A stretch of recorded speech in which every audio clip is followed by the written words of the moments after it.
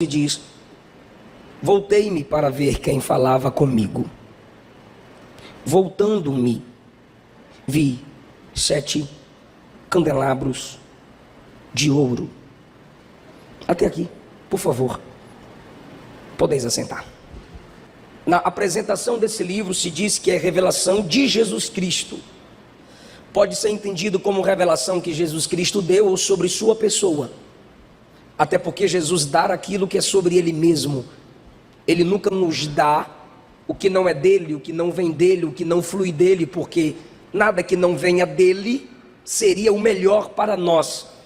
Revelação de Jesus Cristo que o Pai lhe deu para mostrar aos seus servos. E quem compõe a igreja de Deus? Os servos de Deus. Estou no capítulo 1 do Apocalipse. Quando você lê o capítulo 22 do Apocalipse, João se prostra porque ele está maravilhado pelas visões e pelas explicações que o anjo que o acompanha lhe dá. Ele se prostra diante do anjo em empolgação para o adorar, e o anjo o repreende e o corrige. O anjo diz: não faça isso, sou conservo teu e dos teus irmãos, dos profetas, que guardam a palavra de Cristo, e adore a Deus. Quando o anjo acaba de corrigir João, Jesus entra, a voz de Jesus ecoa na comunicação de João com o anjo, e Jesus diz: eu enviei o meu anjo para vos testificar estas coisas nas igrejas. Então, primariamente, Apocalipse é um livro para o povo de Deus, para a igreja. O capítulo 1 diz que é para os servos de Deus. O capítulo 22, Jesus, na conclusão do livro, diz que ele enviou o anjo para que as palavras do Apocalipse fossem notificadas, ratificadas, pregadas, ensinadas nas igrejas. Eu gosto da expressão igrejas no plural, e eu quero falar também sobre isso. Então eu aproveito o ensejo. Estamos no aniversário da igreja, e quando você entra na net, se tem um povo que é perseguido, é igreja. Se tem uma palavra que tem sido risível, é igreja. E se você postar dizendo: hoje eu fui na igreja, a classe dos desigrejados que se sentem o Messias do sistema falido, ou os Messias do sistema falido, dirão kkkkkk. É o argumento de quem não tem argumento. Kkkk foi para a igreja. Como é que vai para a igreja se é nós que é a igreja? Ou seja, eles conseguem enxergar a igreja como organismo, quando Jesus diz: eu edificarei a minha igreja, e as portas do inferno não prevalecerão contra ela. E eles dizem: não há igrejas, não há congregações, isso é sistema, só existe igreja. E aí você chega no Apocalipse, capítulo de número 1, quando João está numa ilha, que não é uma ilha de descanso, é uma ilha de perseguição. Ele está ali para morrer, ele está ali para perecer. Ele está ali por causa do evangelho que pregava. Quando Tertuliano fecha todas as portas para que dali ele não saia, quando ele é perseguido para que morra, quando esse Tertuliano, não, Domiciano, né, pastor? Domiciano. Quando Domiciano o coloca ali e o cerca dizendo: daqui você não sai, aí sua voz é silenciada, o céu se abre e ele começa a ouvir a voz de Cristo Jesus. E quando Jesus comunica com João, Jesus lhe diz assim: o que vês, escreve e envia a 7 igrejas. São igrejas locais, locais onde Deus estabelece povo que se reúne, pois sente a necessidade de estar junto, obedecendo Hebreus 10, 25, Mateus 18, onde Jesus ensina o ato de congregar. E essas igrejas, todas elas têm seus problemas, todas elas têm suas limitações, e para todas elas, Jesus tem uma palavra, Jesus tem consolo, Jesus faz promessa. Então entenda, querido, há pessoas feridas pela igreja organização, mas a gente não pode abrir mão da igreja organização, dizendo que só fazemos parte da igreja organismo. Porque as igrejas organizações foram sim permitidas, criadas, estabelecidas, abençoadas pelo próprio Deus, para que essas organizações dessem também vida, sentido ao organismo. Ou seja, cada igreja local é uma representatividade do reino universal de Deus. Cada igreja local compõe uma mensagem eterna, conforme diz Apocalipse, que os anjos pregarão o evangelho eterno. Exemplo, eu posso estar pregando hoje aqui, e se o que eu prego é baseado nas escrituras sagradas, que todo o povo de Deus medita, você vai dizer amém. Se eu prego essa mesma mensagem em um outro país, a igreja lá dirá amém. O que nos une é uma mensagem só, ligados a um Senhor só, apesar de sermos membros diferentes uns dos outros. Isso é fato, é realidade. Quando você percebe que Atos, as igrejas cresciam. Você lê Romanos 16, Paulo fala sobre as igrejas estabelecidas em vários locais. Os conteúdos das cartas, as cartas foram escritas para igrejas locais, umas diferentes das outras. Os Coríntios é carta de Paulo à igreja de Deus em Corinto. Os Gálatas, carta de Paulo às igrejas de Deus na Galácia, conforme diz o capítulo 1. Filipenses, carta de Paulo à igreja de Deus em Filipos. E quando você chega em Apocalipse 1, você percebe que Jesus fala: envia as igrejas. Ou seja, alguns dizem: não, eu não gostei do estilo da igreja, eu não gostei do perfil da igreja, não gostei muito de Éfeso. Tem a igreja lá em Esmirna. Ah, eu vou para a igreja lá de Esmirna. Ah, mas eu também não gostei de Esmirna. Então vaza para Pérgamo. Ah, então vou visitar a igreja em Pérgamo. Tem outra não? Pérgamo está um pouco distante para mim. Tem Tiatira. Ah, tá, então eu vou congregar na igreja de Tiatira. Será que já tinha crente assim, que andava mudando de igreja em igreja, e de repente surgiu Sardes? Vamos para a igreja em Sardes. Não gostou de Sardes? Tem Filadélfia. Não gostou de Filadélfia? Tem Laodiceia. Ou seja, nós temos igrejas locais estabelecidas por Deus, e se o Senhor nos estabelece ali, não é para ficarmos simplesmente vendo os problemas de cada igreja, porque apesar de Jesus identificar os problemas dessas igrejas e a elogiada ser apenas Filadélfia, Jesus apresenta a solução para cada igreja. É aqui que a gente precisa prestar bastante atenção em imitarmos Cristo. Cada igreja tinha seu problema, Jesus apresenta o problema e a solução para o problema. E o maior problema na nossa geração é identificar os problemas da igreja. E se na igreja onde eu congrego eu só decifro, evidencio os problemas nela, eu sou o maior problema nessa igreja. Porque se eu apenas vejo nela os seus defeitos, eu estou pensando que eu sou melhor do que ela. E às vezes Deus permite-me ver algo para que eu possa interceder, para que eu possa cooperar, para que eu possa ser uma bênção na minha igreja local. Então, que tipo de gente critica o fato de congregarmos?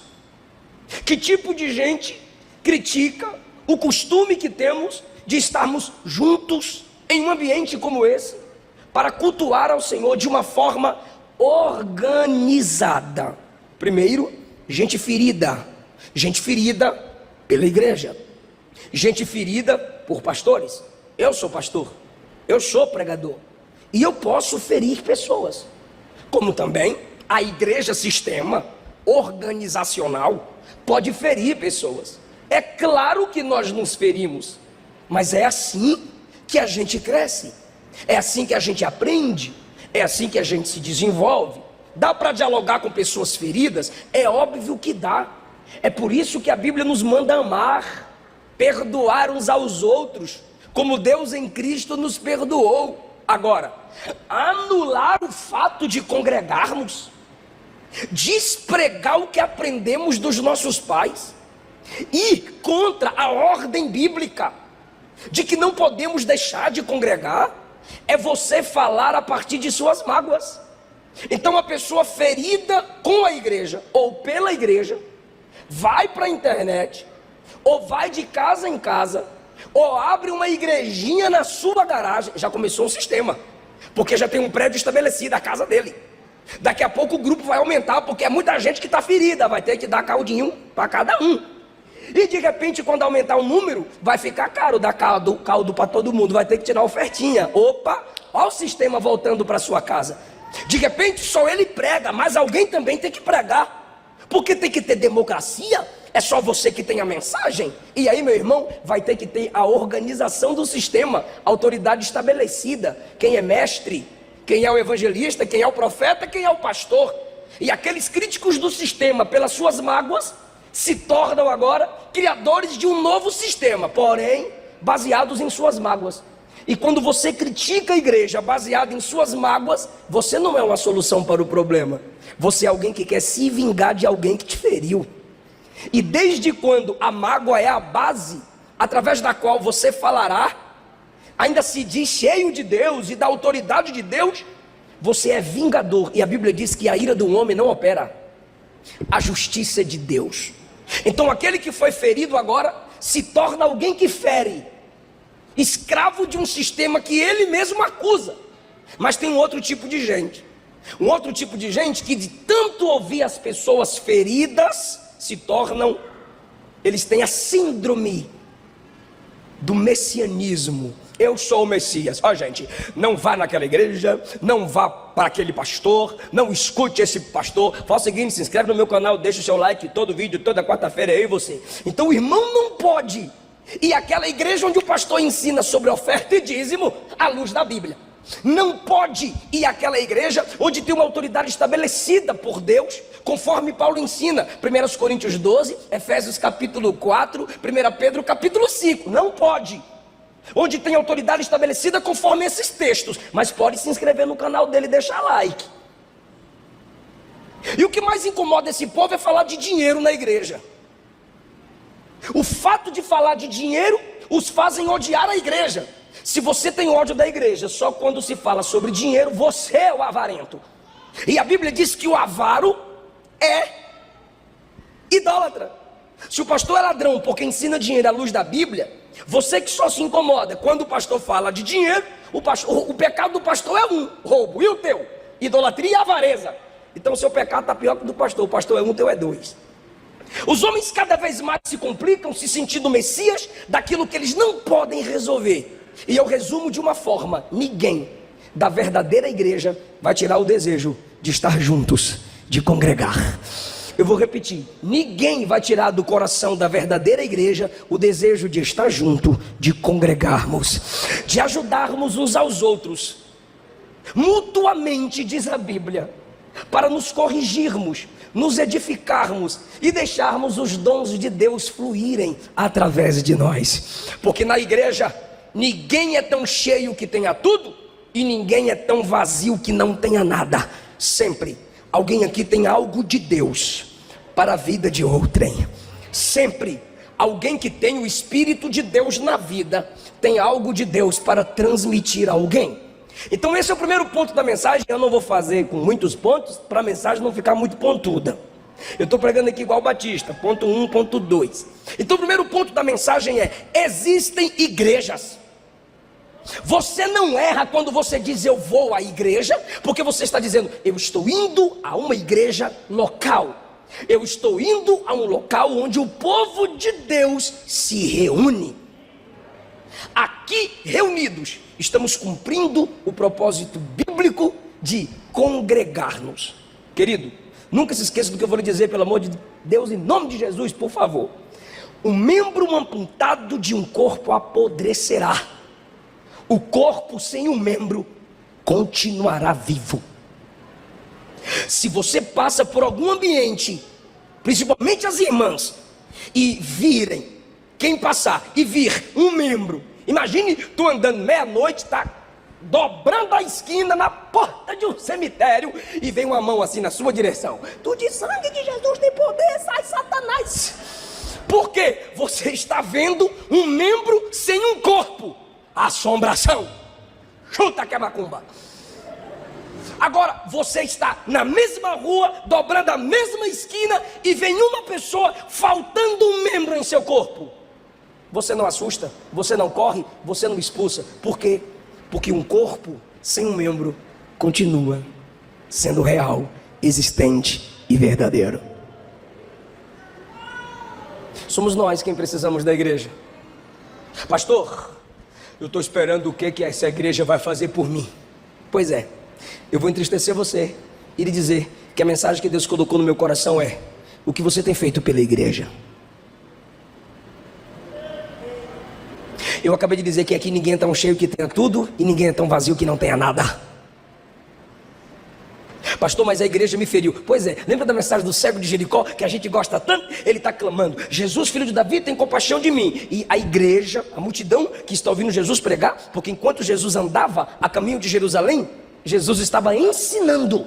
E enquanto Jesus ensinava, as pessoas iam dizendo: quero ouvir a palavra. Cala a boca, menino, quero ouvir a palavra. E silêncio, Jesus está pregando, quero ouvir a palavra. Jesus está pregando, a multidão vai acompanhando Jesus. E de repente o camarada começa a gritar: Jesus, filho de Davi, de mim. O que a igreja diz? Cala a boca, ele não vai te ouvir, deixa Jesus pregar. E Jesus está pregando: Jesus, filho de Davi, tem misericórdia de mim. E a igreja diz: cala a boca, ele não vai te ouvir. Se tu quisesse mesmo, tu estava aqui com a gente, mas está sentado na beira do caminho. Vem para o caminho, fica aí na beira do caminho. Então não congrega com a gente e fica querendo clamar o nosso Jesus. Cala a boca, Jesus, filho de Davi, tem misericórdia de mim. Cala a boca, ele não vai te ouvir. E a multidão vai. De repente Jesus para. Quem parou? Jesus. A multidão está seguindo quem? Jesus. Se Jesus parou, quem parou também? A multidão. A multidão segue Jesus. Se Jesus parou, a multidão também tem que parar. Quando Jesus para, a multidão para. E aí, irmão, o pregador triunfalista vai dizer: Jesus está parando. E quem te viu mandou você calar, agora vai ter que voltar para te honrar. É honra? É, mas presta atenção no processo. Jesus para, olha para a mesma multidão e diz assim: vai lá nele e traze-o aqui. Me ajuda, é sério. Quem mandou ele se calar? A multidão. Membros da multidão. E agora Jesus manda os membros da mesma multidão voltarem e trazerem um cego até Jesus. Se põe no lugar do cego agora.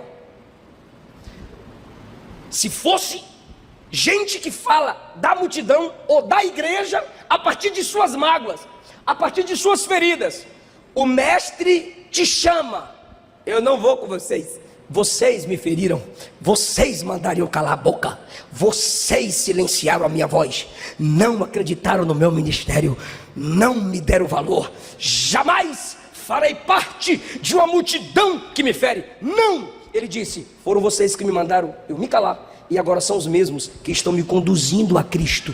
Jesus poderia vir, ele mesmo falou com o cego, mas ele olhou para a mesma multidão e disse: traz o cego. Sabe o que é isso? Igreja está exemplificada naquela multidão. O que, pastor? É a igreja que te fere, mas a igreja é a única representatividade legal de Deus na terra para te sarar. A igreja pode ter te deixado, mas é a igreja que tem os braços de Deus para te abraçar. A igreja pode ter silenciado a sua voz, mas é na igreja que você poderá voltar a ter voz. A igreja que disse cala, é a igreja que vai conduzi-lo a Cristo. E ele disse: eu me deixo ser conduzido por vocês. Que essa palavra fale ao seu coração. Se deixe ser conduzido pelo Deus que não desiste da igreja. Ele conhece os defeitos nela muito mais do que você. Ele conhece os problemas nela muito mais do que você conhece. E ele não desistiu dela. Quem somos nós para desistirmos da igreja? A mesma igreja que me fere, a igreja que me entristece, é nela que eu sou tratado, é nela que eu sou forjado, e será nela que Deus me usará para a glória do nome dele. E eu não vou cantar nela: quem me viu passar na prova não me ajudou, quando viu na besta vai se arrepender, a roda vai girar, vou ficar em cima, e quem me humilhou embaixo. Não! somos irmãos em Cristo. Podemos entristecer uns aos outros, ferir uns aos outros, mas é que a gente se perdoa, deixa o passado para trás, projeta o futuro, acreditando que um dia na eternidade estaremos juntos para a honra e glória do precioso nome de Jesus. Pode dar glória a Deus? Igrejas locais estabelecidas por Deus para representar o organismo. Igrejas locais nós conhecemos, organizações. O organismo só Jesus conhece.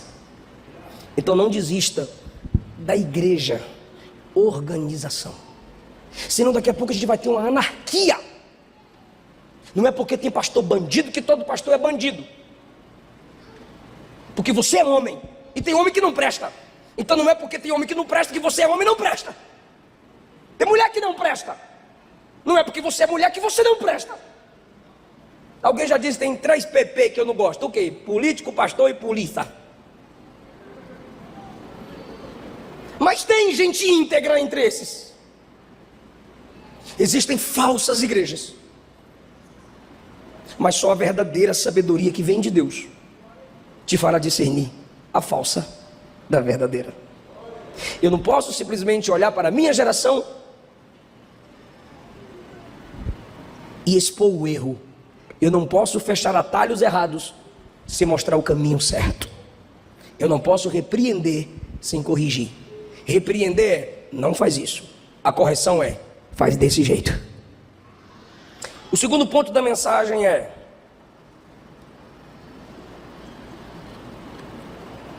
Jesus conta com a sua igreja. Você precisa das igrejas.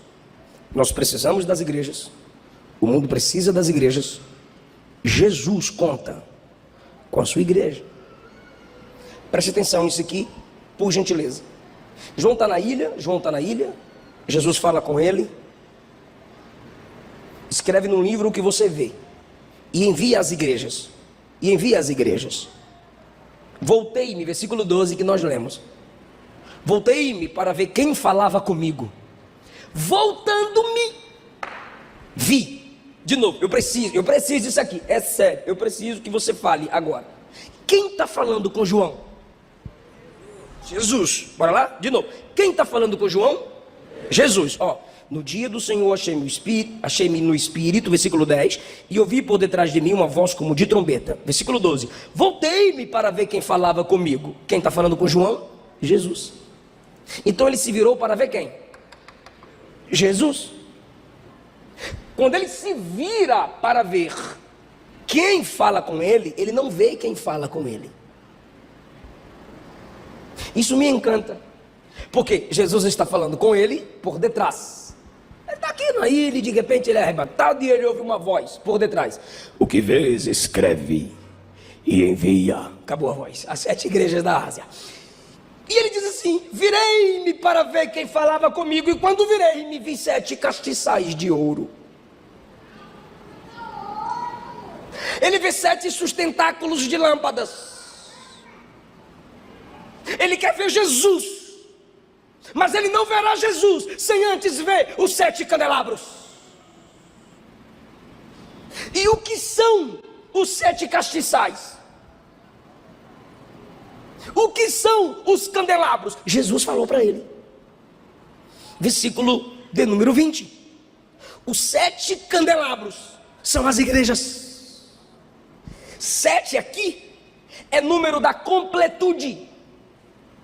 Assim como no capítulo 1, capítulo 4 e capítulo 5 fala sobre os 7 Espíritos de Deus. É a sétupla manifestação do Espírito de Deus enviado em toda a terra. Completude, toda a terra. 7 castiçais simbolizando todo o povo de Deus em toda a terra. Onde houver uma igreja local estabelecida em nome do Senhor, Apocalipse é para aquela igreja. No final de cada carta, o que temos escrito? Quem tem ouvido, ouça o que o Espírito diz às igrejas. Por que ele vê 7 castiçais? Como eu já disse e repito, 7 é o número da completude. Está representada diante de João toda a igreja de todo o tempo, em todo lugar, em toda a terra. Então João não verá Jesus sem antes passar pela igreja. Ele quer vê-lo, ele quer enxergar aquele que tem a voz poderosa. Mas quando ele se vira para ver de perto aquele que tem uma voz poderosa, é como se Jesus fizesse isso aqui, recuasse e dissesse assim: ó, quer me ver? Veja a igreja. Aí ele diz assim: e no meio dos castiçais, semelhante ao Filho do Homem. Mas ele só vê o Filho do Homem depois que ele vê os 7 castiçais. Ei, o mundo não verá Jesus se não enxergar a igreja. Você não pode se ocultar. Nós não podemos nos ocultarmos, não. Eu vou te dar alguns exemplos para caminhar para a conclusão. João capítulo 1, a partir do versículo 6. Me ouça por gentileza. Houve um homem chamado João que foi enviado por Deus para falar a respeito da luz. Foi enviado para falar a respeito da luz. Ele veio para que por meio dele todos pudessem ouvir a mensagem e crer nela. João não era a luz, mas veio falar a respeito da luz. Os castiçais não são as lâmpadas, são sustentáculos da lâmpada que produz luz.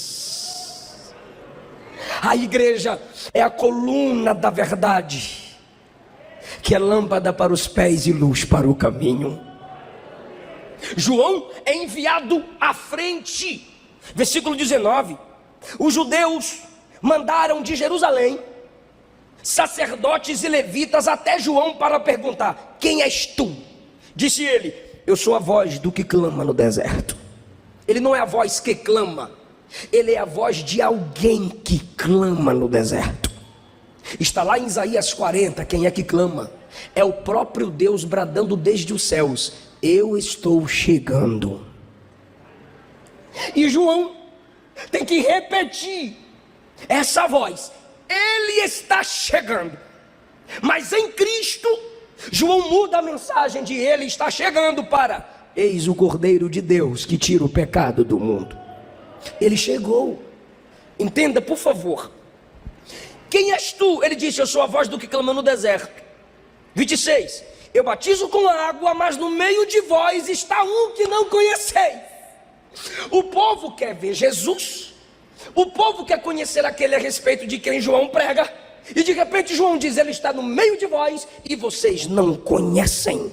27. João 1, 27. Olha o que aqui João diz assim: este é aquele que vem após mim. Ele está dizendo: eu vou na frente, eu vim na frente, ele vem depois de mim. Querem ver Jesus? Queremos, João, queremos ver Jesus. Aí João diz: me vejam primeiro. Vocês não verão Jesus sem me ver. Eu sou o mensageiro que vim abrindo o caminho para a chegada do rei. Aí você diz: João é João, pastor. Ok. Exemplo 2. João capítulo 1, versículo 40. Um dos que ouviram João pregar e seguiram a Jesus era André, irmão de Simão. Simão, do versículo 29, é convidado. Perdão, 23, é convidado por André. E quando chega no versículo de número 41, ele diz assim: encontramos o Messias. E no 42, André leva Pedro a Jesus. Pedro tem um encontro com Jesus. Esse Pedro ganhou quase 3.000 almas para Jesus. Mas foi André que ganhou Pedro, que ganhou 3.000.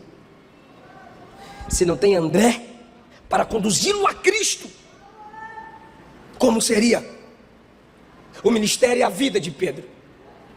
Existem pessoas hoje, irmão, que ganham muitas e muitas almas. Existem pastores de grandes igrejas, mas quem os evangelizou foi um simples irmão, uma simples irmã, com um simples folheto.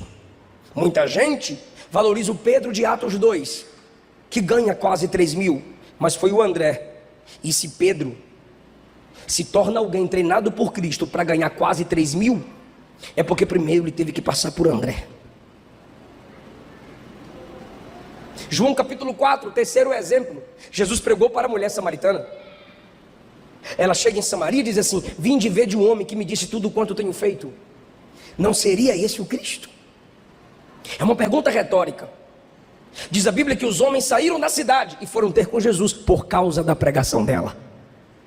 Quando ela se aproximou deles após a pregação de Jesus, versículo 42 de João capítulo 4, disseram a ela: agora cremos, não apenas pelo que você falou, mas porque vimos e ouvimos, ele verdadeiramente é o Salvador do mundo. Mas eles não chegam em Jesus sem passar por aquela mulher. Tiveram que ouvir a mensagem simples dela. Gente, eu estou no aniversário de uma igreja. Eu estou pregando sobre a missão da igreja. Logo sobre a nossa missão. Não simplesmente nos arrumarmos dia de domingo e vir à igreja. Não simplesmente alguns dizem: não, eu só gosto de ir na ceia. É o vampiro gospel, só vem na ceia beber o sangue de Jesus. Mas não tem compromisso com nenhuma programação local. Nada faz para ajudar no crescimento e desenvolvimento do corpo de Cristo, da sua igreja local. O mundo olha para você, para depois chegar em Jesus. Exemplo 4, exemplo 1, João disse: ele vem após mim. Exemplo 2, através de André, Pedro chega em Jesus. Exemplo 3, através da mulher samaritana, os samaritanos são alcançados por Jesus. Exemplo 4, Lucas 10:1. Lucas 10:1. Pega essa, memoriza essa, anota essa, em casa tu lê essa, para pregar essa. Lucas 10:1. Lucas 10:1.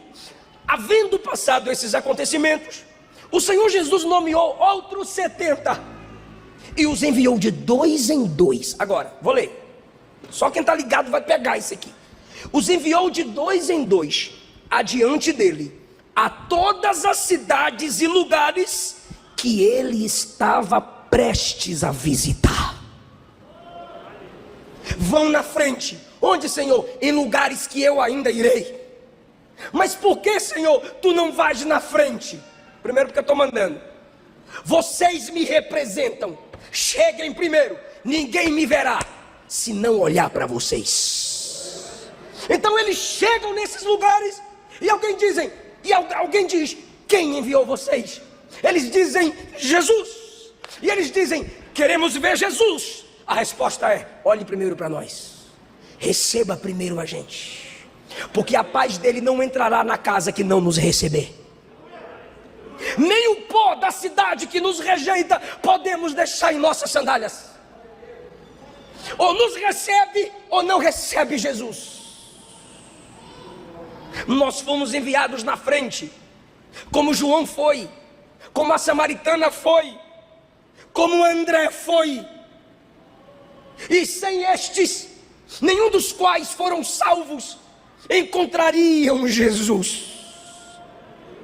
Em Atos 9 nós temos o chamado do maior apóstolo do Novo Testamento, do leão dos apóstolos, do maior plantador de igrejas, do maior teólogo do Novo Testamento, do maior pregador pós-Cristo, o apóstolo Paulo.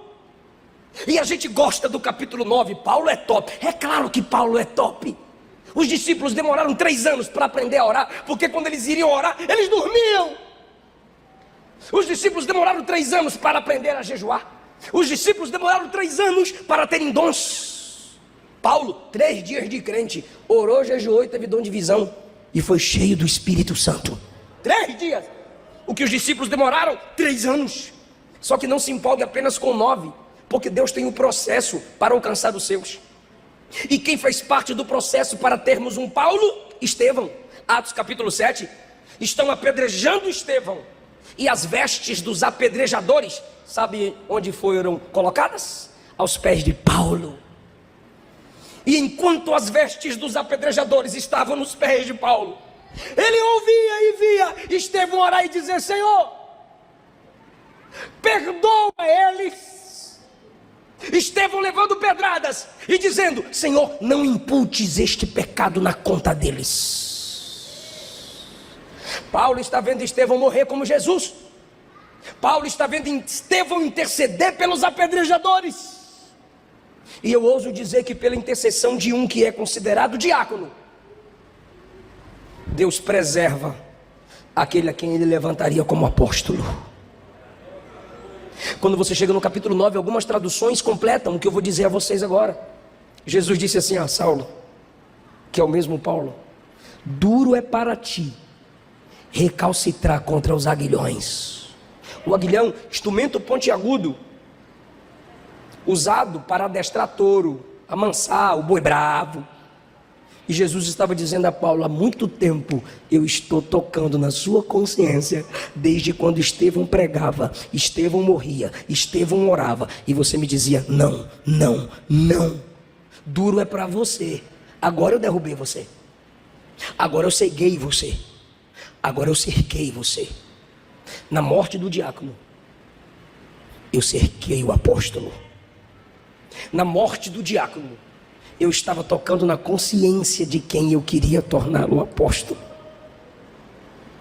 Paulo foi impactado pela morte de Estevão. E Paulo não encontra Jesus sem antes passar por Estevão. Talvez você esteja aqui presente me ouvindo, ou você está assistindo ao vivo. Você já teve encontro com uma mulher de Deus. Era Jesus te chamando através da mensagem dela. Quem sabe você já teve um encontro com um homem de Deus. Simples, uma música, uma pregação, um testemunho. Você foi tocado, você foi sensibilizado, mas o amor à carne, o amor ao mundo te fez virar as costas para Jesus. E o que Jesus diz a Saulo, disse a Saulo, ele diz a muitos: duro é para você recalcitrar contra os aguilhões. É você quem está sendo ferido, é você quem está perdendo. Do mesmo modo, ninguém chegará a Jesus se não respeitar a igreja, se não honrar a igreja, se não ouvir a igreja. Isso eu digo a quem está lá fora, e agora eu digo a quem está aqui dentro. Você já pensou nisso? Já parou para pensar nisso? Que é através de você que alguém vai chegar a Jesus? Imagine, na próxima vez que você disser a alguém assim, ó: não olha para os defeitos da igreja não, olha para Jesus. Imagine Jesus olhando e dizendo: olha para mim não, olha para ele, olhe para ela, olhe para a igreja. Por quê? Porque eu deixei a igreja para me representar na terra. O mundo não verá Jesus se não vir a igreja. O mundo não chegará a Cristo sem passar pela igreja. João não chega a Jesus sem enxergar os castiçais. Sem igreja não tem Cristo. Se tem Cristo, tem igreja. Se Ele, o Senhor dela, está no meio dela, como poderíamos ter comunhão com Ele fora dela? Por Cristo chegamos ao Pai, pela igreja chegamos a Cristo. Se Cristo é o céu, a igreja deve ser a antessala da ambiência deste céu. Se Cristo é o ator principal, a igreja é o palco através do qual o teodrama de Deus se revela. Cristo é o brilho, a igreja é o reflexo perceptível aos olhos humanos. Mateus capítulo 5, versículo 14, na versão A Mensagem, Eugene Peterson. Mateus 5,14 diz assim, e a gente fica em pé. Olha o que ele diz: há uma outra maneira de dizer a mesma coisa. Vocês estão aqui para ser luz. Jesus dizendo: vocês estão aqui para ser luz, para trazer as cores de Deus a este mundo. Deus não é um segredo a ser guardado. Vamos torná-lo público, tão público quanto uma cidade num plano elevado. Se faço de vocês portadores da luz, não pensem que é para escondê-los debaixo de um balde virado. Eu quero posicioná-los onde todos possam vê-los. Agora que estão no alto muro, é a tradução do que Jesus estava dizendo e uma interpretação mais atual. agora que estão posicionados no alto do morro, onde todos conseguem enxergá-los, tratem de brilhar. Mantenham a casa aberta, que a generosidade seja a marca da vida de vocês. Mostrando-se acessíveis aos outros, vocês motivarão as pessoas a se aproximarem de Deus, o generoso Pai do céu. Na tradução que a gente mais conhece, os homens glorificarão a Deus ao virem as nossas obras. Paulo disse aos Filipenses que nós fomos estabelecidos como astros nesse mundo. Pedro disse que um dia os ímpios glorificarão a Deus através de nós. A salvação está em Jesus, mas a mensagem que salva, Ele colocou na igreja. Eu estava entrando aqui e ouvi o pastor dizer: a ordem de Deus para a nossa vida é pregar o Evangelho. Se alguém tivesse vergonha de pregar o Evangelho a nós, essa igreja não estaria comemorando o que está comemorando hoje. Que Deus desperte você, que você brilhe com a mensagem da salvação. Há vidas que só serão alcançadas depois do seu testemunho. Há vidas que só serão transformadas depois que ouvirem a sua voz. Deus conta contigo. Não, pastor, se eu não for, Deus tem mais 7.000. Não vem com essa pra cá, não. Deus tinha mais 7.000, sim ou não? Mas foi atrás de Elias na caverna. Porque o que Deus tem para você, é você que vai fazer, nem que seja na UTI. Eu vou mandar meu envelope. Eu não quero ter envelope, eu quero você. Eu vou mandar alguém, eu quero você. Nem que seja na UTI, só piscando os olhos, tu vai dizer para o outro: Senhor Jesus, pisca os olhos, mexe o dedinho. Então, irmã, eu sei que está ardendo no seu peito a chamada. Há uma chama inapagável dentro de cada um de nós. Que Deus arranque essa tampa, e o rio que foi colocado dentro de você vai fluir.